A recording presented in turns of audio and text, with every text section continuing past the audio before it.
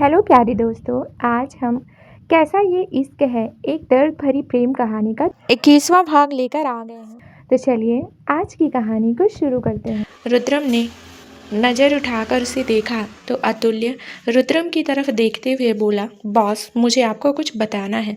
उसके चेहरे के एक्सप्रेशन देख कर ही रुद्रम समझ चुका था कि बात किससे जुड़ी होगी। रुद्रम से कुछ देर बात करने के बाद अतुल्य उसे कमरे से बाहर जा चुका था और पुलिस स्टेशन से भी बाहर निकल गया था। पिछले 2 दिन से उसने भी बिल्कुल आराम नहीं किया था, तो रुद्रम ने उसे अब अपने घर जाने की परमिशन दी थी। उसके जाने के बाद रुद्रम के दिमाग में बहुत कुछ चल रहा था। वो वहाँ पर रखी हुई चेयर पर बैठा और अपना चेहरा ऊपर की तरफ उठाकर कुछ सोचने लगा। सोचते ही सोचते उसने अपनी आंखें बंद कर ली और उसके सामने अनाया का चेहरा घूम रहा था। अनाया के बारे में सोचते हुए उसके चेहरे पर हल्के डेविलिश एक्सप्रेशन थे। वहीं दूसरी तरफ 8 बज चुके थे। अनाया घर से बाहर जाने लगी। मानवी जी जो अमन जी के लिए खाना लेने किचन में आई थी, उन्होंने उसे बाहर जाते देखा तो जल्दी से उसे रोका। अनाया ने पलट कर उनकी तरफ देखा। मानवी जी उसके पास आई।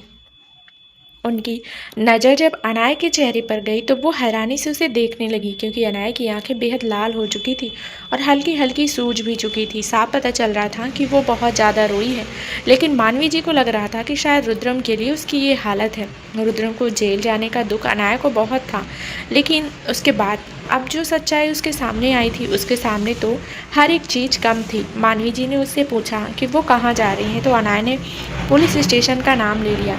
मानवी जी ने उसे रोका, क्योंकि उसका बार बार वहाँ पर जाना भी सही नहीं था, लेकिन अनाया ने उन्हें जल्दी आने का कहा और तेज कदमों के साथ वहाँ से चली गई। मानवी जी को उसके लिए बहुत बुरा लग रहा था। उसे जाते हुए देखने के बाद वो भी किचन की तरफ चली गई। अनाया को बाहर देखकर ड्राइवर जल्दी से उसके पास आया और उसके लिए गाड़ी का दरवाज़ा खोला, लेकिन अनाया ड्राइविंग सीट की तरफ बढ़ गई। हालांकि अनाया को ज़्यादा ड्राइविंग नहीं आती थी, लेकिन थोड़ी बहुत ड्राइविंग वो कर लेती थी और फिलहाल वो किसी को अपने साथ नहीं लेकर जाना चाहती थी।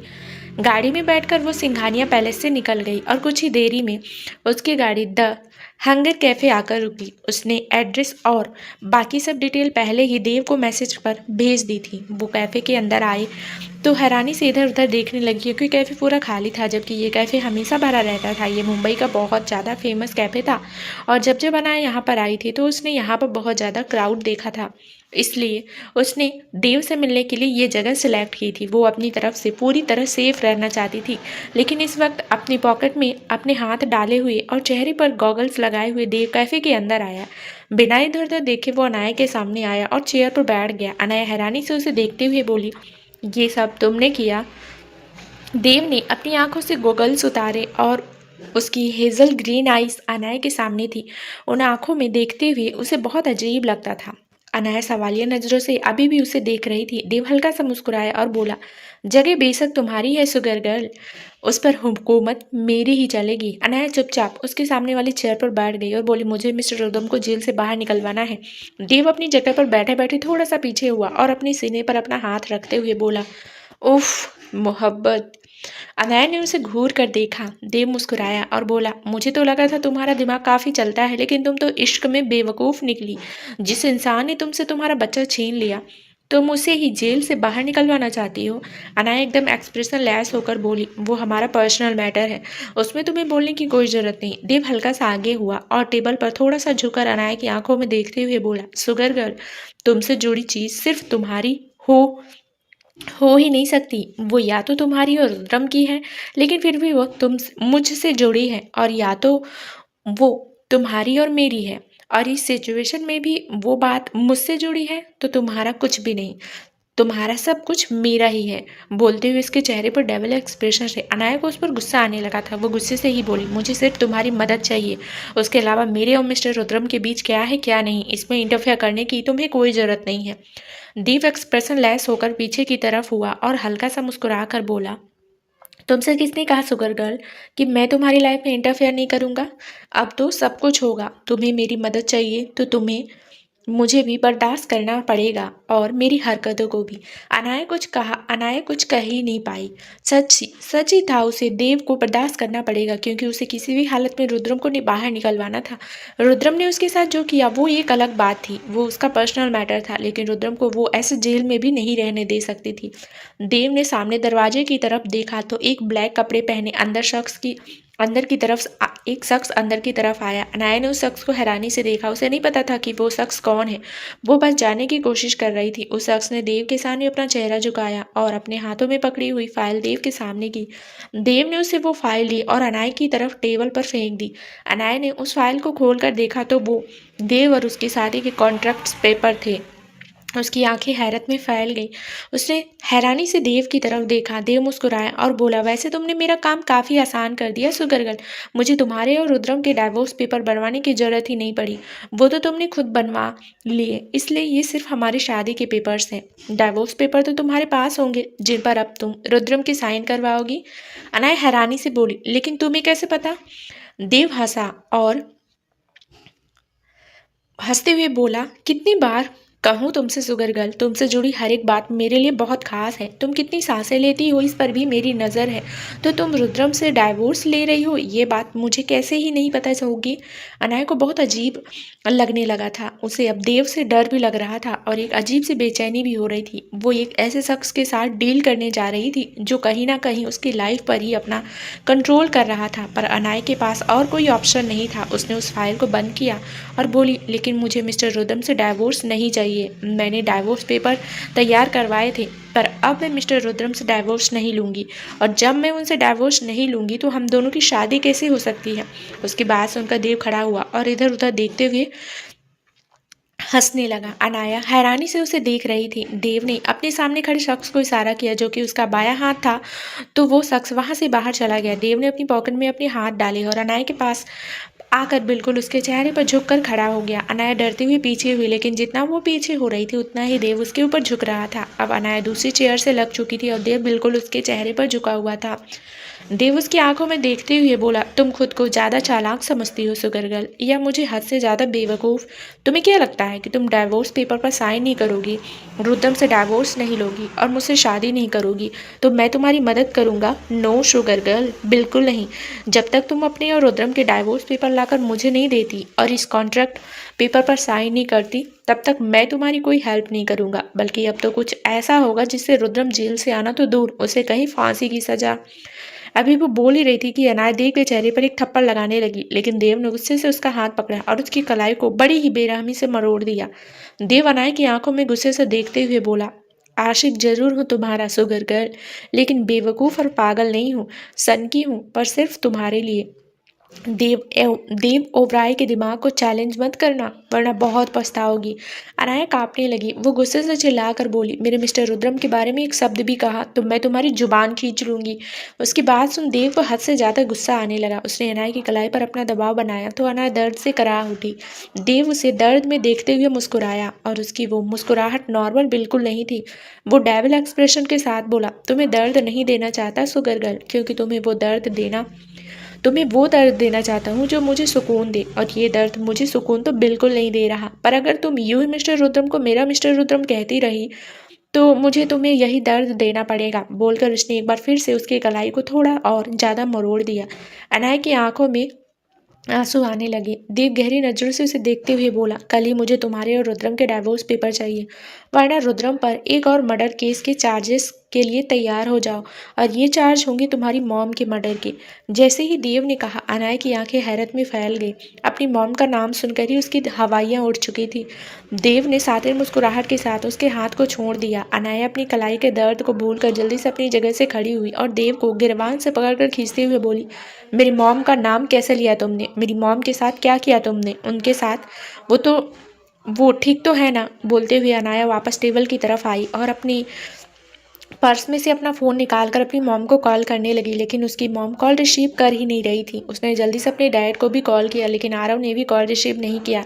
अनाया बहुत बुरी तरह से कांपने लगी थी। एक बार पहले रुद्रम ने उसकी मॉम के नाम पर ब्लैकमेल कर उससे शादी की थी, और एक बार फिर से उसके सामने वही सिचुएशन खड़ी थी। उसकी आंखों से आंसू बहने लगे थे। वो देव के पास आई और उसके आगे हाथ जोड़ते हुए बोली, देखो तुम जो कहोगे मैं करने को तैयार हूँ, लेकिन प्लीज़ मेरी मॉम को छोड़ दो। वो अभी अभी ठीक हुई हैं, पिछले कई सालों से वो कोमा में थी, प्लीज़ उन्हें छोड़ दो। देव ने उसकी कमर पर अपने हाथ रख लिए। अनाया पीछे होने लगी, लेकिन देव ने अपने हाथ कस दिए, और अनाया खुद को इतना ज़्यादा बेबस महसूस कर रही थी कि वो उसे खुद को छुड़वा भी नहीं पा रही थी। देव ने अपना एक हाथ उसके गाल पर रखकर उसके आंसू को अपने अंगूठे से साफ किया और बोला, तुम्हारी आंखों में आंसू मुझे बिल्कुल पसंद नहीं शुगर गर्ल, मुझे तो तुम मुस्कुराती हुई पसंद हो। तो तुम बस मुस्कुराओ, बाकी दुनिया जहाँ जाती है जाने दो, लेकिन हाँ अगर उन्हें बचाना है तो वो करो जो देव एवरॉय बोल रहा है, तुम्हारे एक्स मिस्टर रुद्रम से डाइवोर्स और तुम्हारे देव ओबराय से शादी। बोलते हुए इसके चेहरे पर खतरनाक एक्सप्रेशन थे। देव ने अपनी बात कह दी थी। उसकी बात सुनते हुए अनाया के पैरों तले जमीन खिसक चुकी थी। उसे समझ नहीं आ रहा था कि अब वो क्या करे। वो बुरी तरह से देव के जाल में फंस चुकी थी। ना वो उसे मना कर सकती थी और ना ही अब वो रुद्रम से तलाक लेना चाहती थी, क्योंकि रुद्रम से तलाक लेने का मतलब सीधा सीधा देव का अपने इरादों में कामयाब हो जाना, वो बिल्कुल नहीं होने दे सकती थी। हालांकि वो रुद्रम से गुस्सा थी, लेकिन इसका मतलब ये नहीं था कि रुद्रम और उसके प्यार को वो भूल चुकी थी। वो आज भी रुद्रम से बेइंतहा प्यार करती थी। भले ही रुद्रम ने कितनी भी गलतियां की हो, लेकिन उसके लिए उसे वो इतनी बड़ी सजा नहीं दे सकती थी कि उसे खुद से ही दूर कर दे। और ये जानते हुए कि वो रुद्रम के लिए क्या है, रुद्रम उसके लिए किस हद तक दीवाना है, वो ऐसा कुछ नहीं करना चाहती थी जिसके बाद रुद्रम को तकलीफ हो। उसके चेहरे का उड़ा हुआ रंग देख कर देव मुस्कुराया और बोला, तुम्हारे पास ज़्यादा वक्त नहीं है शुगर गर्ल, सिर्फ आज का वक्त है। कल ही तुम मुझे अपने और रुद्रम सिंघानी का डाइवोर्स पेपर ला के दोगी, और कल ही मुझे हम दोनों की शादी के इन कॉन्ट्रैक्ट पेपर पर साइन चाहिए। और हाँ, इन कॉन्ट्रैक्ट पेपर को अच्छी तरह से पढ़ लेना। बोलकर देव ने अपनी आंखों पर गॉगल्स लगाए। अनाया उसकी तरफ देखते ही रह गई। देव ने उसकी गर्दन पर अपना हाथ रखा और उसके चेहरे पर हल्का सा झुककर बोला, तुम्हें पाने की हसरत एक लंबे वक्त से थी शुगर गर्ल, और अब हसरत पूरी होगी, चाहे तुम चाहो चाहे तुम ना चाहो। बोलते हुए उसके चेहरे पर डेविल स्माइल आ गई और अपनी पॉकेट में हाथ डालते हुए तेज कदमों के साथ वो वहाँ से चला गया। अनाया बस उसे जाते देखती रही। उसने टेबल पर रखी हुई देव और अपनी शादी की कॉन्ट्रैक्ट फाइल को उठाया और उसे लेकर धीमे धीमे कदमों के साथ बाहर आई। गाड़ी में बैठकर वहाँ से निकल गई। उसका दिमाग इस वक्त हद से ज़्यादा खराब हो चुका था। चाहकर भी वो कुछ सोच नहीं पा रही थी। एक तरफ रुद्रम का, एक तरफ उसकी मॉम, जिनके बारे में वो हर उम्मीद छोड़ चुकी थी, लेकिन अब कुछ वक्त पहले वो वापस उनकी ज़िंदगी में आई और एक बार फिर से उसकी मॉम की ही ज़िंदगी पर खतरा मंडराने लगा। उसे खुद पर ही गुस्सा आ रहा था कि क्यों वो अपनी लाइफ को संभाल नहीं पा रही है। वहीं दूसरी तरफ रुद्रम अपनी आंखें बंद किए बस अनाया के बारे में सोच रहा था। अतुल उसे बहुत कुछ बता कर गया था, जिसके बाद उसे इंतजार था कल की सुबह का, क्योंकि वह जानता था कि अनाया उसके पास जरूर आएगी। अनाया सिंघानिया मेंशन वापस आई और सीधा अपने कमरे में चली गई। माया जी और हर्षवर्धन जी उसे बात करना चाहते थे, लेकिन अनाया इस वक्त किसी से बात नहीं करना चाहती थी। मधु जी ने उसे जाते देखा और बोली, इसके तो नखरे ही कम नहीं होते। रुद्रम जेल में चला गया, लेकिन फिर भी इसे अकल नहीं आई। मधु जी जानबूझकर अनाया को तंग करना चाह रही थी, लेकिन अनाया ने उन्हें बिल्कुल भी भाव नहीं दिया और अपने कमरे में आकर अपना दरवाज़ा बंद किया और सीधा बेड पर जाकर गिरी। उसकी आंखों से आंसू बहने लगे। वो सीधी हुई और अपने पेट पर अपना हाथ रखकर ऊपर सीलिंग की तरफ देखते हुए रोती रही। एक बार फिर से उसके कानों में रुद्रम की कई बातें गूंज रही थी। ना जाने कब यूं ही रोते रोते उसकी आंख लग गई और वो गहरी नींद में चली गई। ओबराय मेंशन।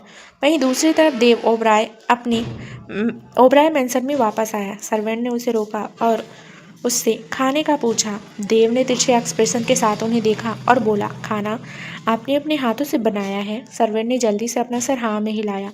देव हल्का सा मुस्कुराया और बोला, फिर तो मैं बिल्कुल नहीं खाऊंगा। अब तो ये देव एवराय अपनी शुगर गर्ल के हाथों से खाना खाएगा। बोलते हुए वो अनाया के बारे में सोच रहा था। वो सर्वेंट उसके मुंह से वो सब सुनते हुए बस हैरानी से उसे देखता रह गया। उसे कुछ समझ ही नहीं आया। देव मुस्कुराते हुए अपने कमरे की तरफ बढ़ गया और बिना कपड़े बदले ही बेड पर लेट गया। उसने अपनी आंखें बंद की और उसकी आंखों के सामने अनाया का चेहरा घूमने लगा। सुबह के करीबन 9 बजे अनाया का फ़ोन बजा तो वो हड़बड़ाती हुई अपनी जगह से उठी। उसने अपने फ़ोन पर देखा तो पीहू का फ़ोन आ रहा था। उसने जब फ़ोन पर वक्त देखा तो उसकी आंखें बड़ी हो गई। उसने पीहू का कॉल डिस्कनेक्ट किया और बेड से उठकर जल्दी से वॉशरूम गई।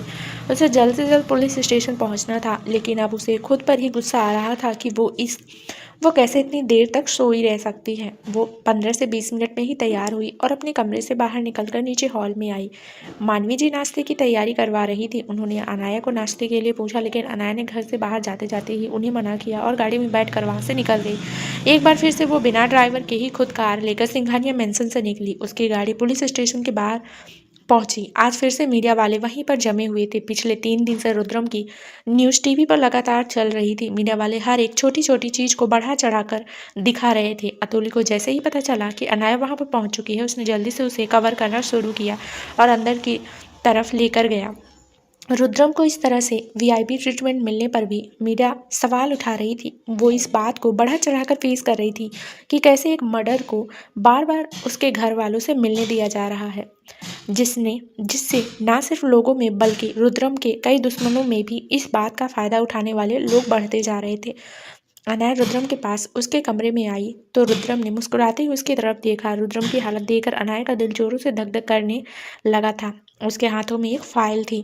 रुद्रम ने अपनी गहरी नजरों से उसे देखा। अनाया रुद्रम की तरफ आती एक पल के लिए रुक जाती थी। उसे डॉक्टर की रिपोर्ट्स और बाकी सब चीज़ें याद आने लगी थी। उसका हाथ खुद ब खुद अपने पेट पर चला गया। रुद्रम के चेहरे पर तिरछे एक्सप्रेशन आ गए। अनाया की तरफ देखते हुए बोला, तुम मेरे पास नहीं आओगी लिटिल गर्ल।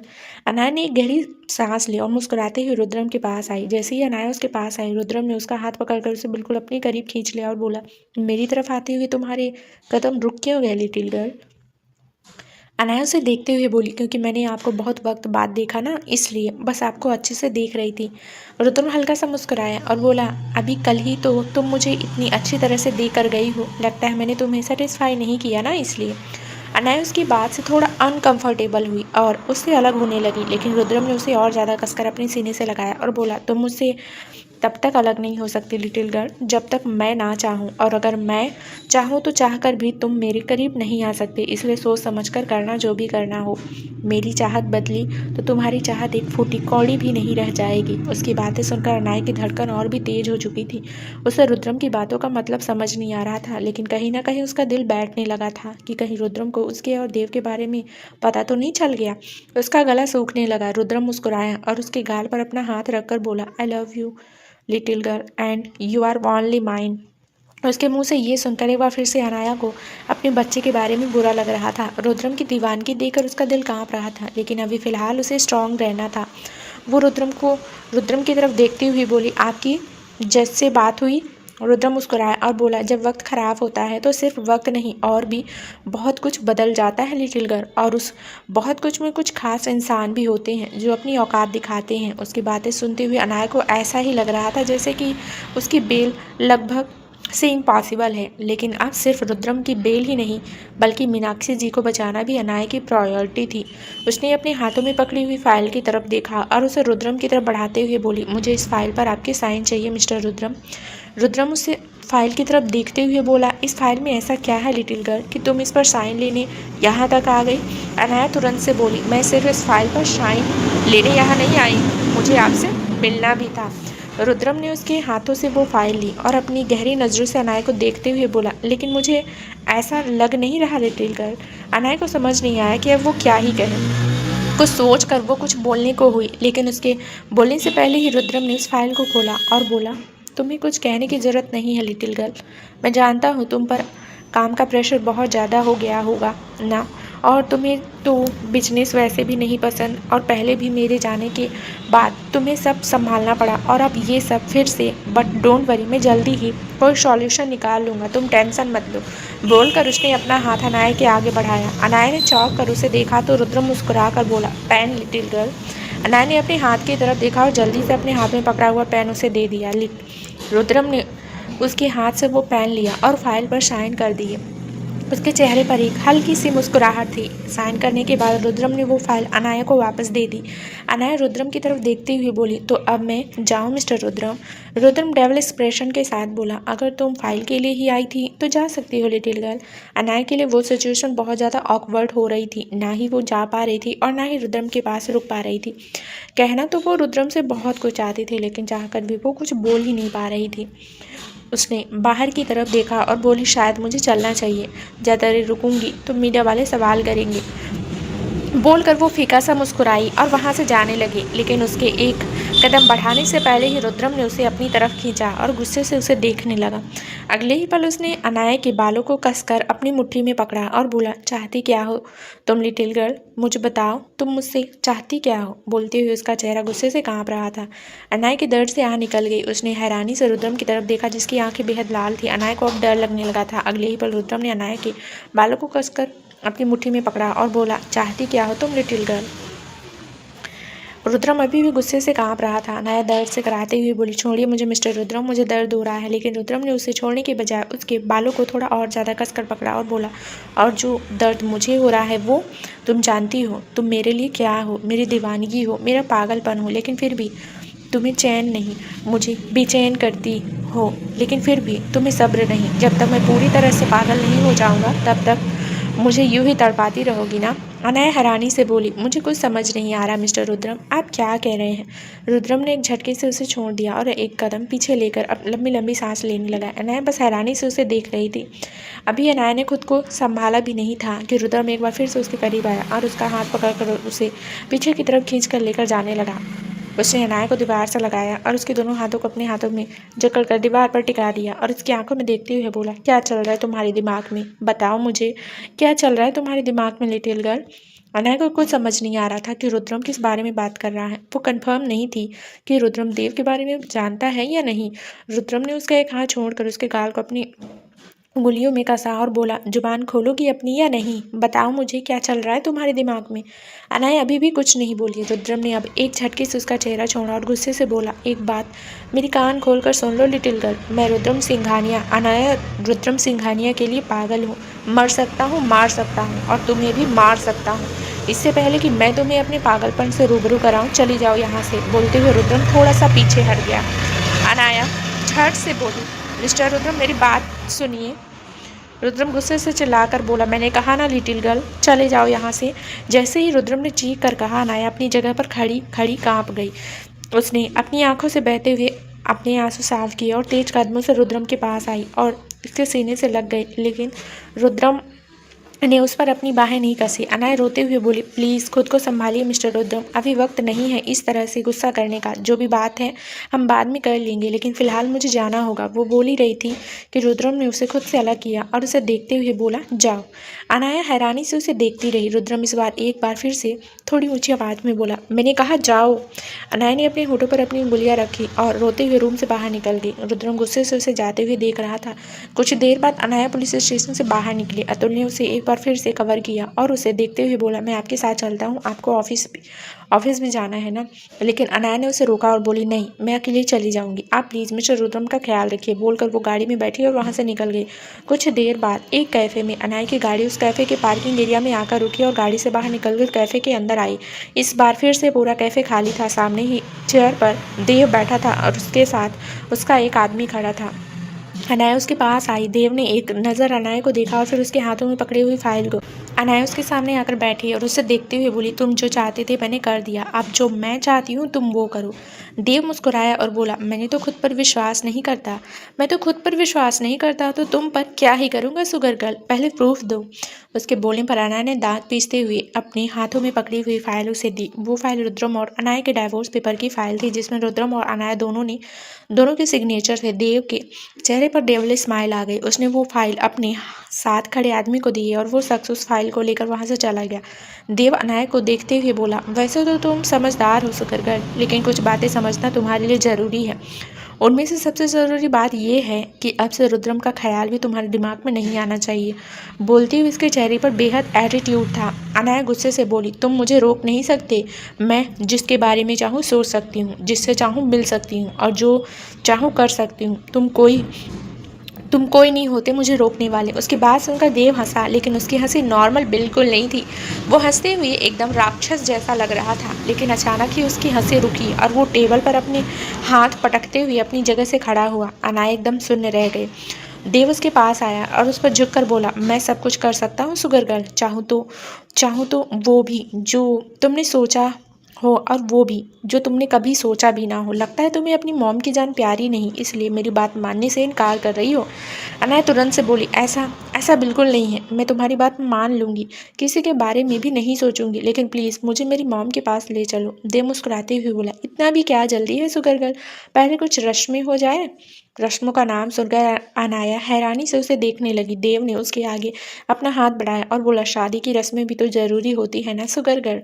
एक बार शादी हो जाए फिर तुम जहाँ चाहोगी वहाँ तुम्हें ले चलूँगा। बोलते हुए उसने अनाया को अपना हाथ उसके हाथ पर रखने का इशारा किया।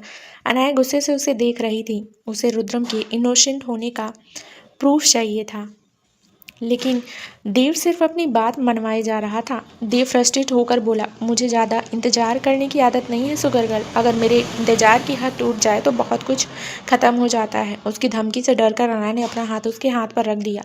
देव उसे लेकर कैफ़े से बाहर आया और उसके लिए अपनी गाड़ी का दरवाज़ा खोला। अनाया उसकी तरफ देखते हुए बोली, मेरा तुम्हारे साथ चलना ज़रूरी है क्या? मैं अपनी गाड़ी से भी। देव उसके बाद बीच में ही काट कर बोला, अब तो तुम्हारी सांसें भी मेरी होने वाली है, तो हमारे बीच ये तुम्हारा मेरा क्या, जो भी है हम दोनों का है। आज से वैसे भी तुम रुद्रम की किसी चीज़ को यूज़ नहीं करने वाली, इसलिए चुपचाप गाड़ी में बैठो। मुझे तमाशा बिल्कुल नहीं पसंद। बोलते हुए उसकी नज़रें अनाया पर गहरी होती जा रही थी। अनाया जल्दी से गाड़ी में बैठ गई और उसके बैठे ही देव भी तुरंत से दूसरी तरफ आया और ड्राइविंग सीट पर बैठकर गाड़ी स्टार्ट कर दी। कुछ ही देर में उनकी गाड़ी एक मंदिर के बाहर आकर रुकी। सामने मंदिर को देखकर नाई की आंखें बड़ी हो गई। देव के इरादे उसके सामने साफ हो चुके थे। वो देव को देखते हुए बोली, देखो प्लीज़, तुम जो चाहते हो वो हो जाएगा, लेकिन मुझे थोड़ा सा वक्त दे दो। मैं तुमसे शादी कर लूँगी, लेकिन फ़िलहाल अभी नहीं। देव, जो गाड़ी से निकलने ही वाला था, उसकी तरफ घूमा और बोला, अब अगर एक लफ्ज़ भी तुमने कुछ और कहा ना सुगर गर्ल, तो मैं भूल जाऊंगा कि मैं तुमसे प्यार करता हूँ। और अगर मैं ये भूल गया तो मुझे गुस्सा आएगा और तुम मेरा गुस्सा बिल्कुल बर्दाश्त नहीं कर पाओगे। तुम चाहती हो मैं तुम पर गुस्सा करूँ और वो गुस्सा किसी की जान ले ले। बोलते हुए उसकी आंखें बेहद भयानक लग रही थी। अनाया ने जल्दी से अपना सिर नाम में हिलाया। देव मुस्कुराया और बोला, फिर चलो मेरे साथ। बोलकर उसने सामने मंदिर की तरफ देखा और गाड़ी से बाहर आया। अनाया भी गाड़ी से बाहर आई। देव ने उसकी तरफ जाकर उसका हाथ पकड़ा और उसे मंदिर की तरफ लेकर जाने लगा। दोनों मंदिर में पहुंचे तो वहाँ पर देव के आदमियों ने सारे अरेंजमेंट कर लिए थे। एक आदमी ने देव को आकर एक पैकेट पकड़ाया तो देव ने वो पैकेट उसके हाथों में लेकर अनाया की तरफ बढ़ा और बोला, जाओ जल्दी से जाकर उसे पहन कर आओ, और कोई होशियारी करने की मत सोचना, वरना रुद्रम तो जाएगा ही, साथ में तुम्हारी मॉम भी। बोलते हुए उसके चेहरे पर डेविल एक्सप्रेशन थे और उसने अपनी गर्दन पर उंगली रखते हुए दाएं से बाएं की। अनाया की आंखों में आंसू आ गए। उसने देव से वो पैकेट लिया और चेंजिंग रूम में चली गई। कुछ देर बाद एक लाइट पिंक कलर का लहंगा पहने अनाया बाहर आई। उसे देखते हुए देव के चेहरे पर डेविल स्माइल आ चुका था। तभी पंडित जी ने कहा, शादी का मुहूर्त बीत रहा है। देव एटीट्यूड से बोला, मुहूर्त हो या ना हो, शादी तो होकर रहेगी। बोलते हुए उसने अनाया के पास जाकर उसका हाथ पकड़ा और उसे लगभग खींचते हुए मंडप पे लेकर आया और उसके साथ पंडित जी के सामने बैठ गया। पंडित जी ने शादी की रस्में शुरू कर दी। कुछ ही देर में शादी की रस्में खत्म हो चुकी थी। देव और अनाया की शादी हो चुकी थी। जैसे ही पंडित जी ने शादी खत्म होने की घोषणा की, देव हंसने लगा। उसे हंसते हुए देख उसके सभी आदमी भी हंस रहे थे। देव ने अनाया की तरफ देखा और बोला, आखिर मैंने तुम्हें पा ही लिया सुगर गर्ल, आज से तुम सिर्फ मेरी।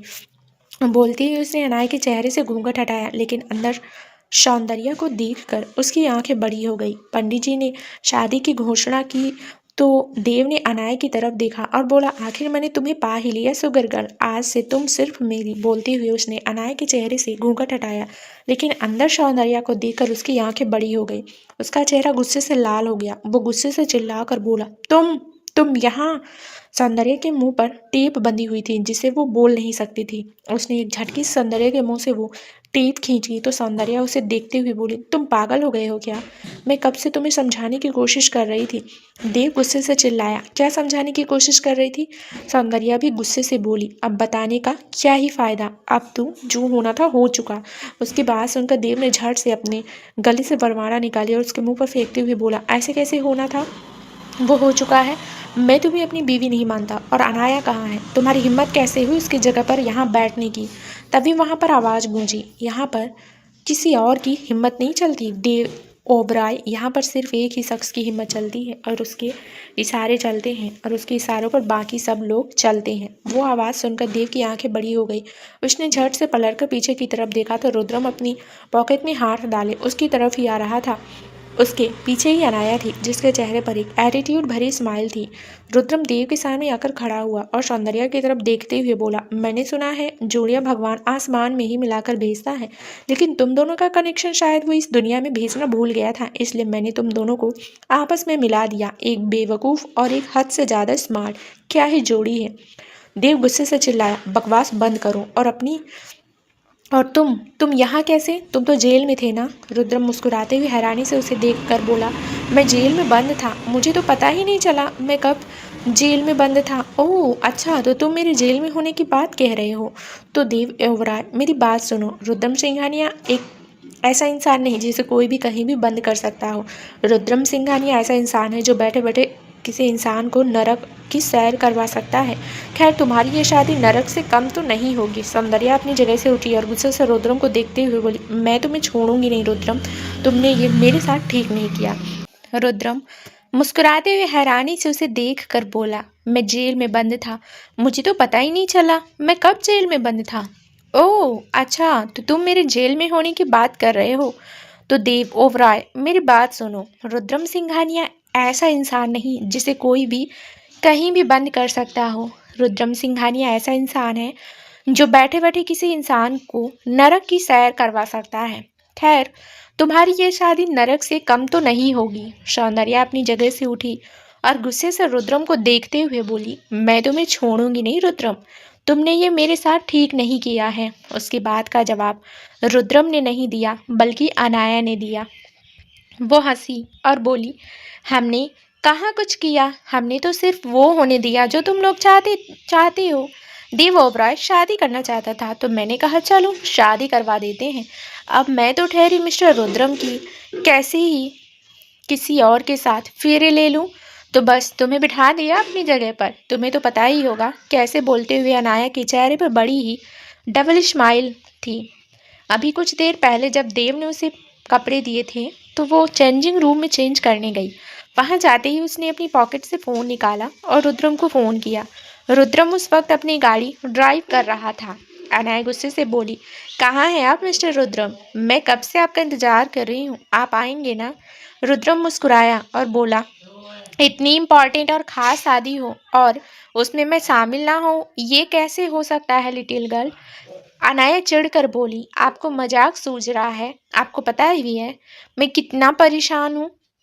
रुद्रम डेविल स्माइल के साथ बोला, अभी तो मैंने तुम्हें परेशान किया भी नहीं लिटिल गर्ल, और तुम पहले ही परेशान हो गई। अभी तो 2-3 दिन बाकी का हिसाब है।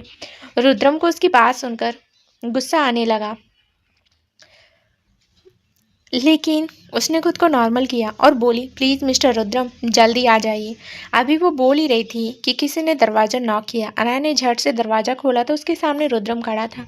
रुद्रम उसे अपनी गहरी नज़रों से देखते हुए अंदर आया और उसके पीछे पीछे ही अतुल्य, जो सौंदर्या को वहाँ पर खींच कर लेकर आ रहा था। सौंदर्या के मुंह पर पट्टी बंधी हुई थी और उसके हाथों को भी बांध रखा था। अतुल्य ने वहां पर आकर सौंदर्या के मुंह से पट्टी हटाई और जैसे ही सौंदर्या का मुंह खुला वो चिल्लाते हुए बोली, मेरी मॉम कहाँ है? अगर उन्हें कुछ भी हुआ तो मैं तुम्हारी जान ले लूंगी। बोलते हुए वो अतुल्य को देख रही थी। तभी रुद्रम उसके सामने आया और बोला, तुम मेरी लिटिल गर्ल की मॉम को नुकसान पहुंचाने की कोशिश करो और वो तुम्हारे हिसाब से सही है, लेकिन किसी और ने तुम्हारी मॉम को गायब कर दिया तो तुम यूं तिलमिलाने लगी। Very bad Soundarya. सौंदर्या गुस्से से दांत पीसते हुए बोला, तुम ये ठीक नहीं कर रहे हो रुद्रम, वो बुआ है तुम्हारी। रुद्रम एटीट्यूड से बोला, लेकिन मैं नहीं मानता, मेरे लिए तो सब रिश्ते बहुत पहले ही मर चुके हैं, अब तो सिर्फ नाम है और आज वो नाम भी ख़त्म हो जाएगा। सौंदर्या चिल्लाकर बोली, ऐसा कुछ नहीं होगा, जल्दी से मुझे मेरी मॉम के पास लेकर जाओ वरना। सौंदर्या बोल ही रही थी कि रुद्रम उसकी बात बीच में ही काट कर बोला, अगर अपनी मॉम के पास जाना है तो चुपचाप जो चीज़ अनाया को करनी थी अब वो तुम करोगी। बहुत शौक है ना तुम्हें खेलने का, अब तुम खेलो, लेकिन वो खेल जो मैं तुम्हें खेलने के लिए कहूँगा, वरना भूल जाना कि कभी तुम्हारी कोई मॉम भी थी। मुझे तो वैसे भी उनकी कभी याद नहीं आएगी। बोलते हुए उसके चेहरे पर डेविलिश स्माइल थी। सौंदर्या गुस्से से अपनी मुठ्ठियां कसते हुए उसे देखते रह गई। उसे सबसे ज्यादा गुस्सा अनाया पर आ रहा था, जो रुद्रम के साथ ही खड़ी थी। लेकिन रुद्रम ने जैसे ही सौंदर्या की गुस्से भरी नजर उस पर देखी, वो अपनी लिटिल गर्ल के सामने आकर खड़ा हो गया और बेहद गुस्से भरी नजरों से सौंदर्या को देखते हुए बोला, सोचना भी मत मेरे लिटिल गर्ल की तरफ नजर भी उठाने की, आंखें नोच लूंगा। सौंदर्या उसकी बात सुनती ही रह गई। रुद्रम ने अपनी पॉकेट में से अपना फ़ोन निकाला और किसी को वीडियो कॉल कर वो फ़ोन सौंदर्या के सामने कर दिया। सौंदर्या के सामने फ़ोन पर चेयर पर उसकी मॉम मधु जी बैठी थी और उन्हें रस्सियों से बंधा हुआ था। तभी किसी ने उस पर गरम गरम पानी डाला तो वो चिल्ला उठी। सौंदर्या रोते हुए बोली, तुम ये कैसा कर सकते हो रुद्रम, तुम इतने बेरहम कैसे हो सकते हो। रुद्रम एक्सप्रेशन लैस होकर बोला, ये बेरहमी मैंने तुम्हारी मॉम से ही सीखी है सौंदर्या। कब और कैसे, इसका जवाब तुम मुझसे बेहतर जानती हो। उसका जवाब सुनकर सौंदर्या चुप हो गई। अतुल्य ने साइड में रखे हुए दुल्हन के जोड़े को उसके सामने किया तो सौंदर्या ने चुपचाप वो कपड़े उससे ले लिए। अब उसके पास और कोई ऑप्शन भी नहीं था। वो उस दुल्हन के जोड़ी में तैयार हुई और घूंघट ओढ़कर बाहर निकलने लगी। लेकिन तभी अनाया ने उसे रोका और उसके मुंह पर टेप लगा दी। वो उसे देखते हुए बोली, बहुत बकवास करती हो ना तुम, कुछ देर अब बिना बकवास किए रहो। बोलते हुए इसके चेहरे पर भी एटीट्यूड झलक रहा था। सौंदर्या का गुस्सा बढ़ने लगा, लेकिन फिलहाल वो मजबूर थी। वो बाहर आई और चुपचाप देव के साथ मंडप में बैठ गई। वो देव को इशारे करने की कोशिश कर रही थी, लेकिन देव अपनी जीत के जश्न में इतना ज्यादा मगरूर था कि उसे कुछ समझ ही नहीं आया। देव गुस्से से कांपता हुआ रुद्रम और अनाया को देख रहा था, लेकिन फिर वो जोरों से हंसने लगा और बोला, तुम्हें क्या लगता है कि तुम ये शादी रोक कर मुझे अनाया को अपना बनाने से रोक लोगे? अगर तुम्हारा ये वहम है तो इस वहम को दूर कर लो रुद्रम सिंघानिया, क्योंकि तुम्हें तो फांसी की सजा पक्की है। मलाइका के मर्डर केस में तुम पूरी जिंदगी जेल से बाहर नहीं निकल पाओगे और ना ही मैं तुम्हें निकलने दूंगा। बोलते हुए उसके चेहरे पर खतरनाक एक्सप्रेशन थे, लेकिन अगले ही पल रुद्रम ने एक जोरदार थप्पड़ उसके गाल पर जड़ दिया। रुद्रम ने देव की बात सुनते हुए उसके चेहरे पर एक जोरदार थप्पड़ जड़ दिया था। देव का चेहरा एक तरफ घूम गया। उसने गुस्से से रुद्रम की तरफ देखा और चिल्लाकर बोला, तुम्हारी इतनी हिम्मत। बोलकर वो रुद्रम की गिरेबान को पकड़ने ही जा रहा था कि रुद्रम ने उसके दोनों हाथों को अपने हाथों में कसकर पकड़ा और मरोड़कर उसकी पीठ से लगा दिया। देव की जोरदार चीख निकल गई। उसका चेहरा पूरा लाल हो गया था। रुद्रम के होठों पर कातिलाना मुस्कुराहट बिखर गई। उसने एक झटके से देव को छोड़ा तो देव लड़खड़ाकर पीछे गिर गया। वो गुस्से से रुद्रम को देखते हुए बोला, अपने आप को हीरो समझता है तू कि हीरो की तरह एंट्री मारेगा और हीरोइन को ले जाएगा? नहीं, इस बार तू हीरो नहीं विलन है और तेरा हाल भी विलन वाला ही होगा। बोलते हुए वो एक बार फिर से रुद्रम की तरफ बढ़ा और उसके मुंह पर पंच मारने लगा, लेकिन रुद्रम ने अब भी उसके हाथ को अपने हाथ में पकड़कर अपने नाखूनों से उसके हाथ को कसना शुरू कर दिया और अपने दांत पीसते हुए उसे पीछे की तरफ धकेलने लगा। देव ना खुद को छुड़ा पा रहा था और ना ही रुद्रम से लड़ पा रहा था। उसकी हालत बुरी होती जा रही थी। रुद्रम लगातार उसे धकेलते हुए पीछे की तरफ लेकर गया जहां पर दीवार थी। उसने दीवार से देव को लगाया और फिर वापस खींच लिया और एक बार फिर से उसे दीवार पर जोर से मारा। देव का सर पीछे दीवार से लगा और उसकी जोरदार चीख निकल गई। उसके सिर से खून बहने लगा था।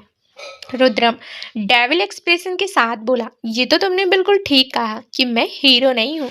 हीरो वाली कोई क्वालिटी मेरे अंदर है ही नहीं, लेकिन मैं विलेन हूँ और ऐसा विलेन हूँ कि मेरे होते हुए स्टोरी में हीरो की जरूरत ही नहीं। देव अपने सर को पकड़े हुए अपनी चोट को छूकर देख रहा था। उसकी उंगलियों पर खून लगा था तो खून को देखते हुए उसका पूरा चेहरा गुस्से से कांपने लगा। वो दांत पीसते हुए रुद्रम की तरफ आया, लेकिन इस बार रुद्रम ने उसके पेट पर लात मारी और देव नीचे जमीन पर गिरा। इस बार देव की इतनी ज्यादा बुरी हालत हुई थी कि वो अपनी जगह से उठ भी नहीं पाया। रुद्रम उसे देखकर हंसा और पैरों के घुटने हल्के मरोड़ते हुए नीचे जमीन पर बैठ गया और देव की तरफ देखने लगा। वो उसे ऐसे देख रहा था जैसे उसे देव को देखकर तरस आ रहा हो। वहीं देव अभी भी गुस्से से पागल हो रहा था। रुद्रम मुस्कुराकर बोला, तुम्हें क्या लगता है कि तुम कुछ करोगे और मुझे पता नहीं चलेगा? तुम्हारे बारे में तो बहुत पहले ही पता चल चुका था, लेकिन ये नहीं पता था कि मलाइका तेरे पास है। पता होता तो बहुत पहले उसे तेरे चंगुल से छुड़वा लेता। चाहता था कि उसे जिंदा बचा लूं, लेकिन जब इंसान के कर्म ही मरने वाले हों तो उसे कौन ही बचा सकता है। उसके मरने का दुख नहीं है मुझे, लेकिन अफसोस इस बात का है कि उसकी मौत से फायदा तुम उठाना चाहती थी। पर ऐसे कैसे? कहा ना तुमसे, इस कहानी का हीरो भी मैं हूँ और विलन भी मैं हूँ, तो कहानी से फायदा किसी और को कैसे हो सकता है? बहुत पहले ही पता चल चुका था कि मेरी लिटिल गर्ल पर नज़र है तुम्हारी।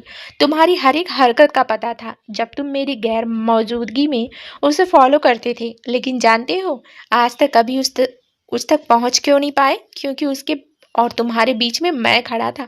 मेरी लिटिल गर्ल के पास तो मैं उस हवा को भी ना आने दूं जो मुझे मंजूर ना हो, तो तुम तो चीज़ क्या हो? देव गुस्से से बोला, लेकिन फिर भी मैं उसके करीब तो आ गया। उससे शादी भी हो जाती अगर तुम नहीं आते। अभी उसकी बात पूरी भी नहीं हुई थी कि रुद्रम हंसने लगा। उसे हंसते हुए देखकर देव बुरी तरह से चिढ़ रहा था। रुद्रम हंसते हंसते रुका और बोला, कैसे करीब आते? इसकी मदद से? बोलते हुए उसने पीछे पलटकर सौंदर्या की तरफ देखा। सौंदर्या थोड़ा सा सहम गई। रुद्रम ने वापस देव की तरफ देखा और बोला, पता तो मुझे उस दिन ही लग गया था जब सौंदर्या को मैंने लिटिल गर्ल के आसपास मंडराते हुए देखा, लेकिन तब कुछ कर नहीं पाया क्योंकि चाहता था कि मेरी लिटिल गर्ल मेरे जाने के बाद हर एक चीज़ संभाल ले। और उसने संभाला भी, बहुत अच्छी तरह से संभाला। लेकिन जब मैं वापस आया तो कुछ फ़र्ज मेरा भी बनता था। मेरी और मेरी लिटिल गर्ल के बीच क्या चल रहा, ये सब जानने के लिए तुमने इसकी मदद ली। But I don't care. मैं जो भी करता हूँ करके ना तो इनकार करता हूँ और ना ही डरता हूँ। मलाइका को भी मैं ढूंढ लेता, लेकिन मेरे ढूंढने से पहले ही तुमने उसे ख़त्म कर दिया। अभी वो बोल ही रहा था कि देव की आंखें बड़ी हो गई। उसके एक्सप्रेशन देखकर रुद्रम के होठों पर एक बार फिर से कातिलाना मुस्कुराहट आ चुकी थी। रुद्रम मुस्कुराते हुए बोला, अपने फार्म हाउस में मारा था ना उसे, जहाँ पर पिछले 2 महीनों से लगातार उसका रेप कर रहे थे। रेप सुनकर सौंदर्या और अनाया दोनों की आंखें बड़ी हो गई। रुद्रम ने एक जोरदार थप्पड़ उसके गाल पर जड़ दिया और अगले ही पल उसके बालों को अपनी मुट्ठी में कस लिया। देव एक बार फिर से चीख पड़ा। रुद्रम उसके चेहरे पर हल्का सा झुका और बोला, शरीफ नहीं हूँ मैं और ना ही बनने का दिखावा करता हूँ। जो भी करता हूँ सीना ठोक कर करता हूँ, फिर चाहे वो प्यार हो या जबरदस्ती। लेकिन तुम तो घटिया से भी घटिया निकली। पहले मलाइका के साथ पूरे 2 महीने रेप किया और फिर उसका मर्डर किया और उसके मर्डर के इल्जाम में मुझे फंसाने का सोचा। लेकिन तुम तब तक मुझे नहीं फंसा सकते थे जब तक मैं खुद ना चाहूँ। रिसेप्शन की रात ही पता चल गया था कि ज़रूर कुछ ना कुछ होने वाला है। तुम्हें तो मैं तभी पहचान गया था जब तू मेरे लिटिल गर्ल के साथ डांस कर रहा था, लेकिन तुम्हारे इरादे नहीं पता थे। मैं टेरिस पर गया तो मलाइका की लाश वहां पर पहले से ही इस तरह से रखी हुई थी कि वो खुद ब खुद नीचे गार्डन में गिर जाए। पहली बार में हैरान था कि कोई मेरे ही घर पर आकर इतना बड़ा कांड कर गया और मुझे पता ही नहीं चला। लेकिन फिर ये सोचकर मज़ा ही आया कि क्यों ना एक खेल इस तरह का भी खेला जाए। बस वहीं से खेल शुरू हुआ। सबसे पहले शक मेरा तुम पर ही था। तुम्हारे बारे में पता करवाया तो तुम्हारे फार्म हाउस के बारे में भी पता चला। फार्म हाउस में पिछले 2 महीनों से जो हो रहा था उन सब के बारे में जानकर मुझे एक पल नहीं लगा ये पता लगाने कि पिछले 2 महीनों में जो लड़की तुम्हारी शिकार बन रही थी वो मलाइका थी। हर जगह से तुम्हारी फुटेज पहले ही पुलिस के पास पहुंच चुकी है, जिससे साफ प्रूफ हो रहा है कि मलाइका को मारने वाले और उसके लाश को सिंघानिया मैंसा लाने वाले तुम हो। यहाँ तक सब ठीक था, लेकिन जो तुमने मेरी लिटिल गर्ल के साथ किया वहाँ तुमने बहुत बड़ी गलती कर दी। उसे छू कर तुमने खुद को फांसी की नहीं, नरक की सजा दे दी। बोलते हुए रुद्रम गुस्से से कांपने लगा। देव कुछ सोचता या समझता उससे पहले ही रुद्रम ने देव की गर्दन को अपने हाथों में पकड़ा और उसे कसकर पकड़ लिया। देव के सभी आदमी पहले ही रुद्रम वहां से गायब करवा चुका था। देव खुद को छुड़ाने के लिए छटपटाने लगा, लेकिन वो कुछ कर नहीं पाया।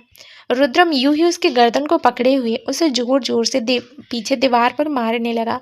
हर बार दीवार पर चोट लगते ही जोर से देव चिल्लाता, उसे बहुत ज़्यादा लग रही थी। उसका सर बुरी तरह से फट चुका था। उसे देखते हुए सौंदर्या ने अपना चेहरा घुमा लिया था क्योंकि देव को देखना भी अब मुश्किल हो चुका था। अनाया भी पूरी तरह से डर गई थी। वो जल्दी से रुद्रम के पास आई और उसे रोकते हुए बोली, प्लीज़ मिस्टर रुद्रम, ये मत कीजिए ना, ये मर जाएगा और आप पर फिर से एक बार मर्डर। अभी वो बोल ही रही थी कि रुद्रम ने चेहरा उठाकर उसकी तरफ देखा। उसकी आँख से जलती हुई नज़रों को खुद पर देखकर अनाया एक बार फिर से सहम गई। रुद्रम दांत पीसते हुए बोला, अपना मुंह तब तक बंद रखो लिटिल गर्ल, जब तक मैं खोलने के लिए ना कहूँ। बोलते ही वो हद से ज्यादा गुस्से से कांप रहा था। रुद्रम ने एक बार फिर से देव का सर पकड़कर दीवार से मारना शुरू कर दिया। अनाया रुद्रम के पास खड़ी खड़ी कांप रही थी, लेकिन अब उसकी भी हिम्मत नहीं हो रही थी रुद्रम को रोकने की। कुछ ही देर पर वहां पर बहुत सारे कदमों की आहट हुई। अनाया ने सामने की तरफ देखा तो पुलिस थी। पुलिस को देखते हुए अनाया को डर लगने लगा था कि कहीं एक बार फिर से रुद्रम मर्डर केस में ना फंस जाए, लेकिन पुलिस पीछे की तरफ खड़ी रही और रुद्रम देव का सर यूं ही दीवार पर मारता रहा। आखिर में उसने एक झटके से देव के सिर को छोड़ा और गुस्से से वहां से उठा। एक इंस्पेक्टर वहां पर आया और रुद्रम की तरफ देखते हुए बोला, मुझे लगता है आपको यहाँ से चले जाना चाहिए मिस्टर रुद्रम। पहले ही मीडिया में जब तक सारी न्यूज़ लाइव नहीं हो जाती तब तक आपके लिए खतरा बना हुआ है।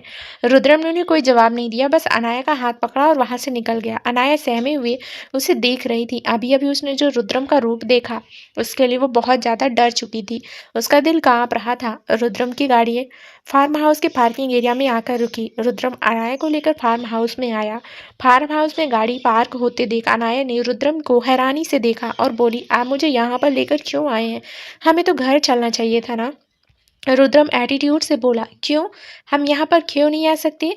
और घर ही क्यों जाना था? अनाया तुरंत से बोली, बाकी सब लोग भी तो आपसे मिलना चाहते होंगे ना। आप आज ही तो 2 दिन बाद। अभी वो बोल ही रही थी कि रुद्रम गाड़ी से बाहर निकल गया। अनाया उसके पीछे पीछे ही गाड़ी से बाहर आई और रुद्रम तेज कदमों के साथ उसके पास आया।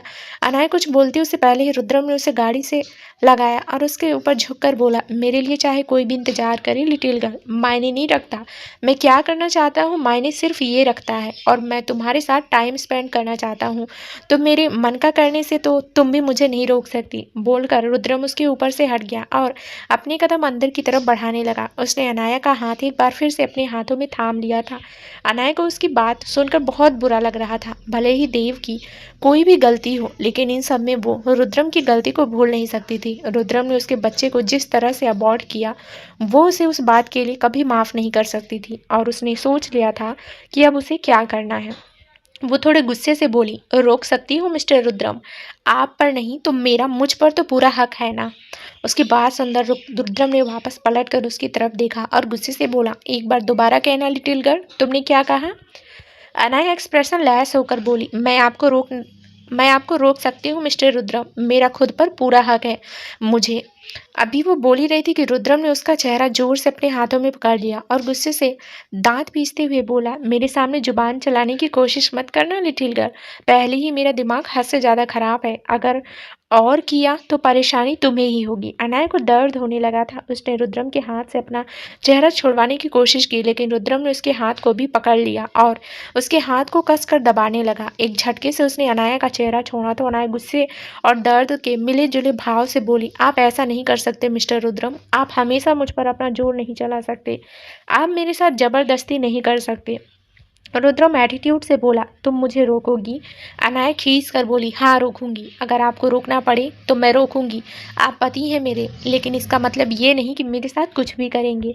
रुद्रम ने उसका हाथ छोड़ा और अपनी कमर पर हाथ रखते हुए उसे गुस्से से देख बोला, अच्छा बताओ मैंने तुम्हारे साथ क्या किया?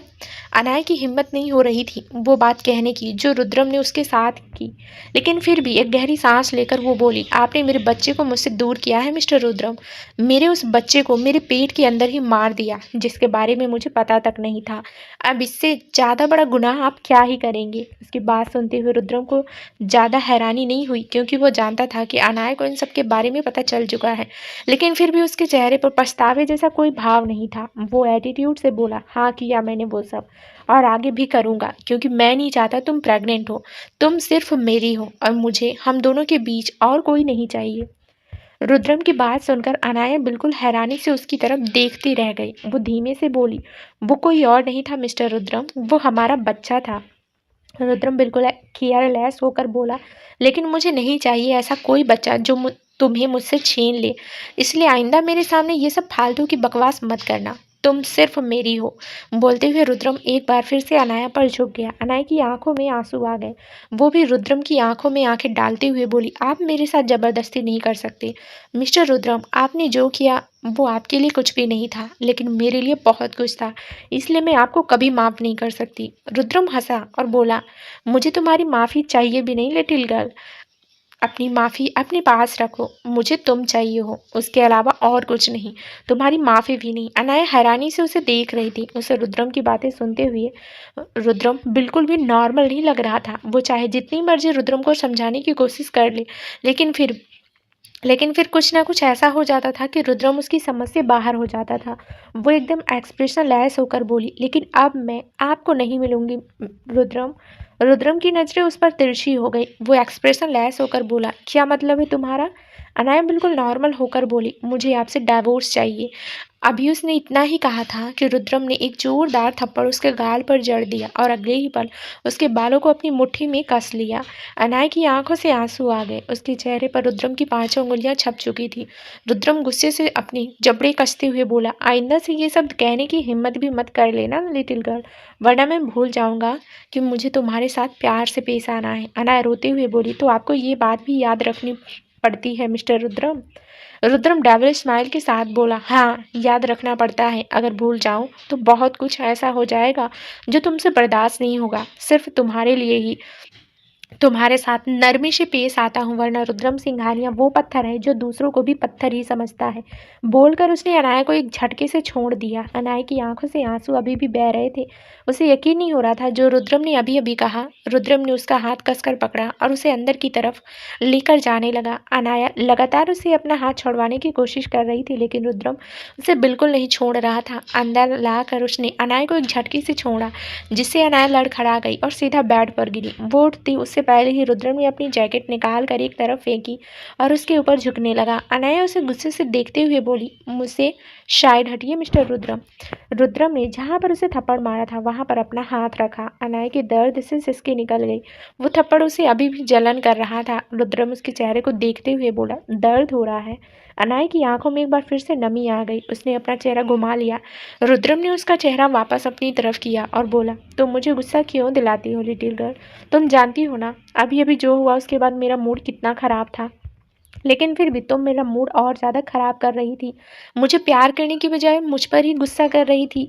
अनाया गुस्से से बोली, क्योंकि नहीं करना मुझे आपको प्यार, मुझे नफ़रत हो रही है, आपसे घिन आ रही है खुद से ही कि मैंने कभी आपको प्यार किया, जबकि आप प्यार के लायक हैं ही नहीं मिस्टर रुद्रम। बोलते ही उसका गला भर चुका था। वहीं रुद्रम उसकी बात सुनकर शॉक्ड रह गया।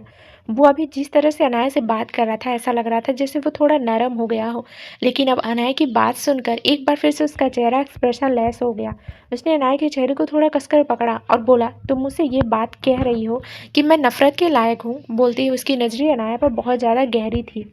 अनाया ने एक झटके से अपना चेहरा उससे छुड़वाया और बोली, हाँ मैं कह रही हूँ आपसे कि आप सिर्फ और सिर्फ नफरत के लायक हैं। आप दूसरों को बिल्कुल नहीं समझते मिस्टर रुद्रम। वो क्या सोचते हैं, क्या समझते हैं, उन्हें क्या चाहिए, आपको इससे कोई लेना देना नहीं। आपके लिए सिर्फ आप और आप ही मैटर करते हैं। आपको बस अपने मन की बात करनी है। दूसरे चाहे जितनी मर्जी तकलीफ में हो, लेकिन आपको कुछ समझ नहीं आता। आप जो करें वही सही, दूसरा जो करे वो गलत। बाकी सब तो छोड़िए, अपने अपने ही बच्चों को ख़त्म कर दिया। अब इससे ज़्यादा मैं आपसे क्या ही कहूँ, नफ़रत हो रही है मुझे आपसे। बोलते हुए अनाया हद से ज़्यादा गुस्से में लग रही थी। वहीं उसकी बातें सुनते हुए अब रुद्रम के चेहरे की नसें भी तन रही थी। वो गुस्से से बोला, नफ़रत करती हो तुम मुझसे? अनाया एक बार फिर से बोली, हाँ नफ़रत करती हूँ मैं आपसे। इसलिए अब मुझे आपसे डाइवोर्स चाहिए और अब आपको मुझे डाइवोर्स देना होगा। मैं आपके साथ। अभी वो बोल ही रही थी कि रुद्रम ने उसके होठों पर अपने होठ रख दिए और उसे बहुत ज़्यादा पैशनेट होकर किस करने लगा। वो हद से ज़्यादा वाइल्ड और रूड हो रहा था। अनाया को अपने होठों पर दर्द होना महसूस हुआ। उसने रुद्रम के सीने पर अपना हाथ रखते हुए उसे खुद से दूर करने की कोशिश की, लेकिन रुद्रम अपनी जगह से हिला तक नहीं रहा था। वो यूं ही लगातार अनाया को किस कर रहा था। अनाया के होठ फटना शुरू हो चुके थे, लेकिन रुद्रम को कोई फर्क नहीं पड़ रहा था। वो बस उस पर हावी हो रहा था। कुछ देर बाद रुद्रम ने अनाया के होठों को छोड़ा तो अनाया गुस्से से बोली, आप इंसान भी हैं या नहीं मिस्टर रुद्रम? खैर छोड़िए, मैं भी आपसे क्या ही सवाल कर रही हूँ। आपने बता दिया ये सब करके कि आप क्या हैं। बोलती हुई उसने अपने होठों को अपनी उंगली से सहलाया। हल्का सा खून का दाग उसकी उंगली पर लगा। रुद्रम उसकी बातें सुनकर और भी ज्यादा गुस्से में लाल होने लगा। अगले ही पल उसने उसके अपने होंठ अनाया की गर्दन पर रख दिए और उसकी गर्दन पर जोर से किस करने लगा। वो उसे लबाइट दे रहा था। अनाया एक बार फिर से उसे खुद से दूर करने की कोशिश करने लगी, लेकिन उसकी कोई भी कोशिश सफल नहीं हो रही थी। भले ही वो लगातार जिम कर रही थी, एक्सरसाइज कर रही थी और कई बार उसके सामने ऐसी सिचुएशन आई कि उसे लड़ाई भी करनी पड़ी, लेकिन रुद्रम के सामने उसका जोर चलना लगभग से नामुमकिन था। रुद्रम पूरी तरह से उस पर हावी था।